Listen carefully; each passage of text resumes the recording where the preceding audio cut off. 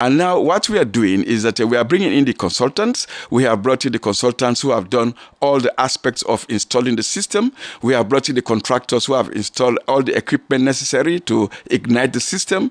Now what we are doing now is to do the survey work to link the whole system to through a terrestrial system to the rest of the country. Like I said, we have done the survey work from Freetown to Biedu. We have done the survey work from Freetown to Balamuya. And to us, it's important that we do so because that is the easiest way by which we can connect the landing station to other parts of the country and to our neighboring countries as well. Okay, let's go to the contract itself. Now in the financial and contractual agreement between the governments of Sierra Leone and the World Bank, the government of Sierra Leone agreed to comply with two main covenants, namely the liberalization of the international telecommunications gateway and the divestiture of at least 50% of the government's shares in the Sierra Leone Cables Limited (SALCAP). What have you done in this regard with emphasis on the timeline to liberalize the international telecommunications gateway? Well, the covenant itself is very clear in that regard. You've just repeated what the covenant is saying. That is the agreement between the World Bank and ourselves. To us, it's very important, and we are not going to renege on any of those components within the agreement itself. But let me say one thing. The gateway itself was a creature of statute. In other words, this was created by Parliament itself. In other words, it's part of the laws of Sierra Leone. When Parliament decided that the monopoly should be given to Sierratel, it was as a result of a parliamentary decision, legislation undertaken by Parliament itself. And therefore, to reverse it would also require that we go to Parliament to change the laws and to change the rules. And we have put in place the drafts for this purpose, and very soon we are going to take this to Parliament so that Parliament can remove the monopoly so that we liberalize the gateway and its use. Alhaji President Nkrumah said during the launching that the completion of this project will not only make communication cheap and accessible, but will also address the high unemployment rate in the country. Such a statement sounds very confident, but yet our mobile telephony system is nothing to write home about. Do you agree?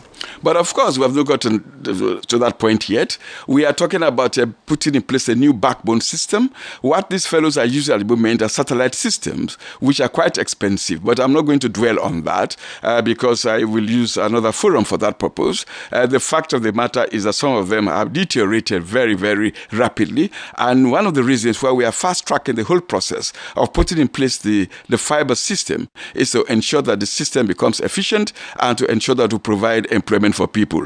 Now, why did the president say that? The president said so simply because by a new telecommunication system based on fiber, you are going to provide a lot of jobs for people.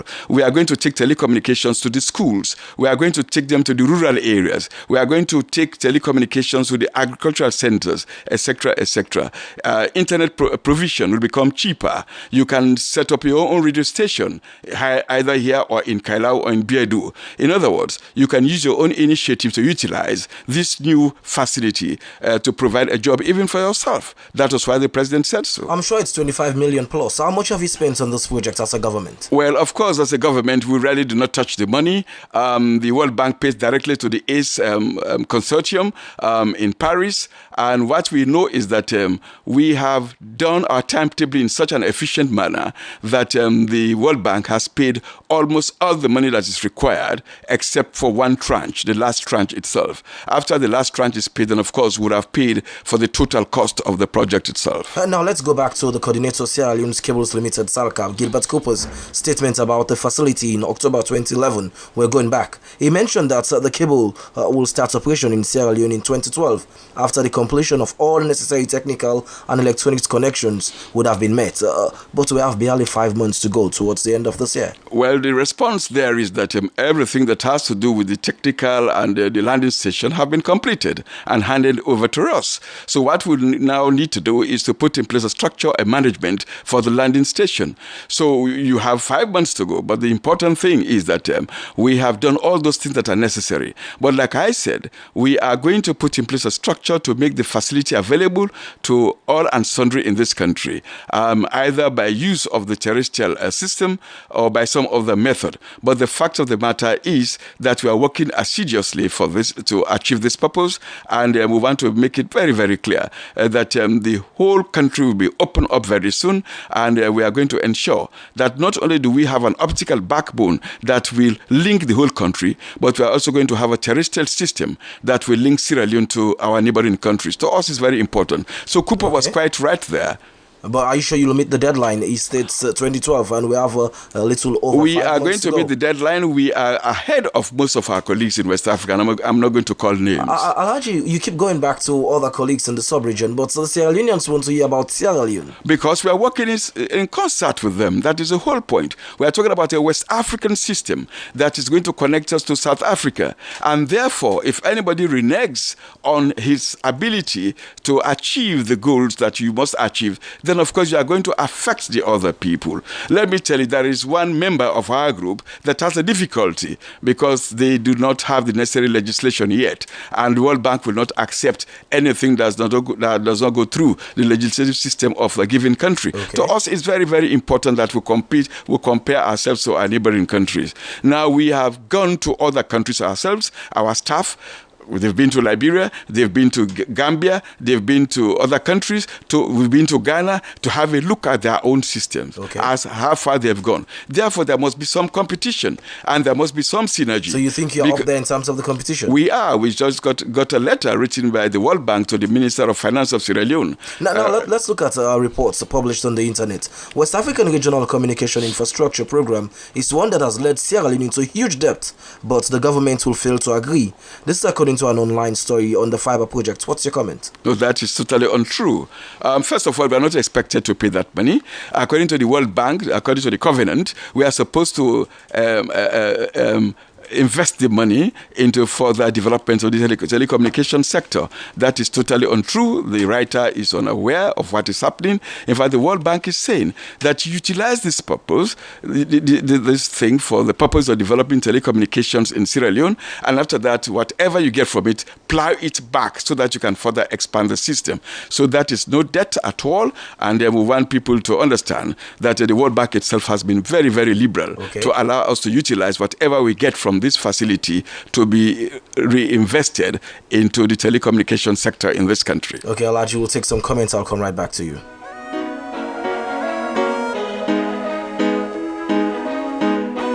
And this very first one says, thank you, IB Kagbo, but please don't forget Jala University in all your developmental programs. Remember that we are the #1 university in the country. It's coming from someone by the name Alusain BCC, who resides such Jala campus. And another one here says, Lena, it's good that you bring the Minister of Information to talk to us about the project itself. But for Mami Yeli at Kabbalah, she would not know the benefits of fiber optic. So we need the minister and his colleagues to go down there and explain in Mami Yeli's language.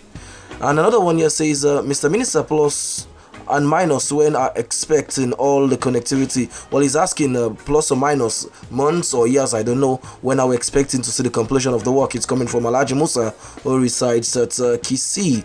And another one says, IB Kagbo, you speak a lot about government activities. It's good that we understand these things, but I tell you, the fiber optic project is a fairy tale.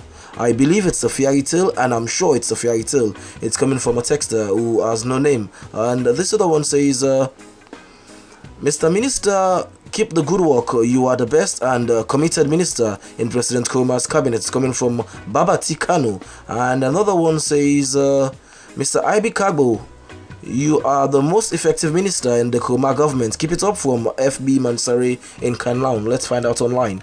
Well, this one says, Rena, please ask the minister how much more money they will have to spend in this, and whether we are going to pay back the money to the European Union or the World Bank. And another one says, it's a good topic for the night, but please tell IB Kagbo not to speak politics, but the issue. As we know, he's good at speaking the issues, but yet he would put politics first. It's coming from Faba. And another one online says, the fiber optic project is a good one, but let Sierra Leoneans believe and know that development takes time. Well, those are some of the comments for now, IB. And what will be your comments? Well, may I respond to my friend from Jara University College that both projects insist, the World Bank project and the Islamic Bank project, which is the ECOWAM project, insist that the Jara University College must be given priority. For some reason, I would not know, but they insist.